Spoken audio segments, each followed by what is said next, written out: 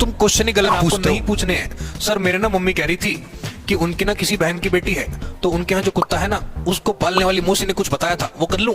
Genius level तक पहुंच चुका है और वो इस तरीके से कर रहा है कि लोगों को पता है कि या तो ये ऑलरेडी जीनियस है या फिर ये जीनियस लेवल पे चला जाएगा। जिद्दी थे, जो पागल थे, जो मोनोमैनिकल मैडनेस के साथ काम करते थे। जिस टाइप की वाइफ चाहिए वो लिख दो। जिस टाइप दोस्तों आपका 12वीं का पेपर हो चुका है, 12th क्लास का एग्जाम आपके खत्म हो चुके हैं। अब क्या करूं? हाँ सर, बीकॉम सीयूटी का फॉर्म भर दूं, ये में एनरोल कर दूं, फाउंडेशन में सीएमए फाउंडेशन में एनरोल कर दूं, ये कर लूं, वो कर लूं। कोर्सेज के पीछे क्यों भाग रहे हो? सबसे पहले तो तुम क्वेश्चन ही गलत पूछते हो। करियर चूज करने के लिए कोई भी क्वेश्चन, अननेसेसरी क्वेश्चन आपको नहीं पूछने हैं। सर मेरे ना मम्मी कह रही थी कि उनकी ना किसी बहन की बेटी है, तो उनके यहाँ जो कुत्ता है ना, उसको पालने वाली मौसी ने कुछ बताया था, वो कर लूं क्योंकि उसमें स्कोप है। उनका बेटा कर गया तो मैं भी कर जाऊंगी। ऐसे नहीं होता।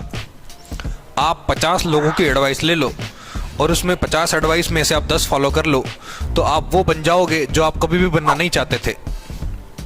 The question is how to choose a career. Sir career choose करें कैसे? मुझे एक बात बताओ, किसने अपना करियर चूज किया था? उस आदमी ने जो रेगुलरली एक ऐसे काम में लगा हुआ है जिससे सिर्फ उसका सर्वाइवल चल रहा है, या फिर करियर उसने चूज किया था जो अपने काम में जीनियस लेवल तक पहुंच चुका है और वो इस तरीके से कर रहा है कि लोगों को पता है कि या तो ये ऑलरेडी जीनियस है या फिर ये जीनियस लेवल पे चला जाएगा। मैं आपको बता रहा हूं, इतिहास उन लोगों ने नहीं रचा जो इतिहास पढ़ते थे।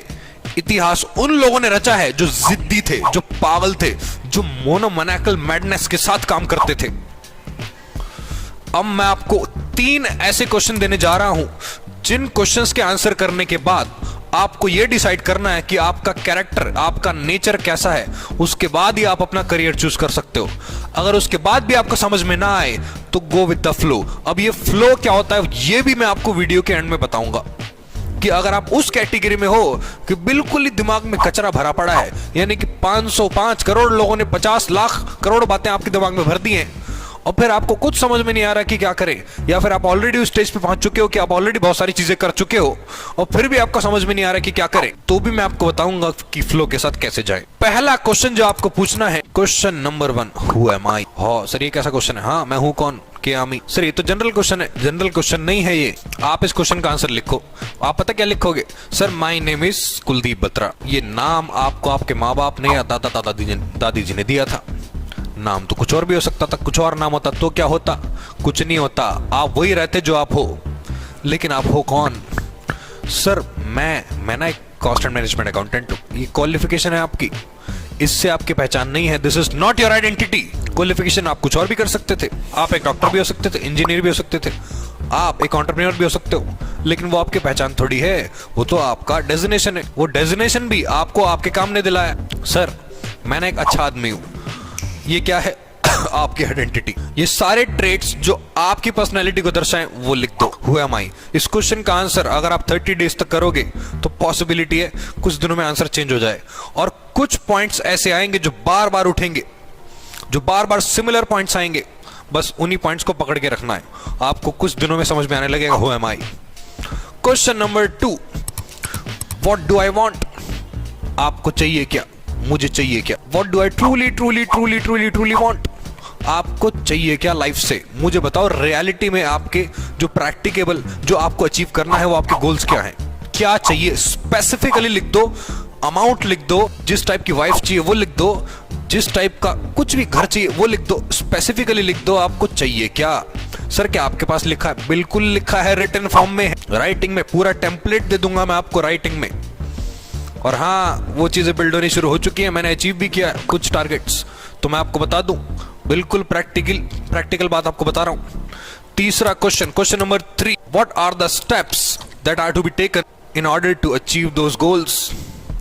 दूसरा क्वेश्चन आपने पूछा था ना कि आपको क्या चाहिए, उन गोल्स को अचीव करने के लिए कौन से स्टेप्स आपको, डेली एक्शंस जो आपको लेने हैं, वो एक्शंस कौन से हो सकते हैं।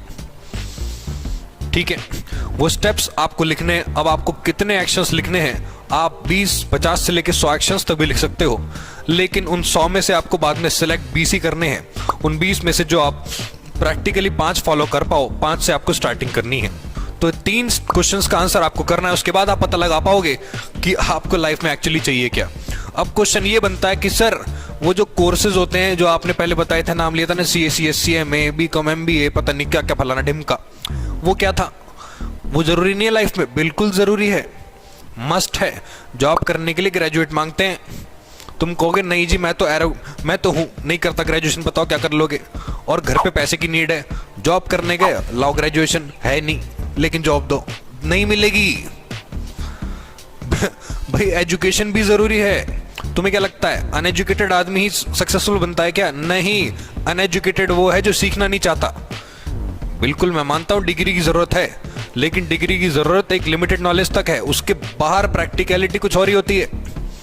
तो दोस्तों आपको कौन सा कोर्स चूज करना है, ये वीडियो उस बारे में नहीं था। कौन से कोर्स चूज करना है इसके लिए मैं अलग से वीडियो बनाऊंगा।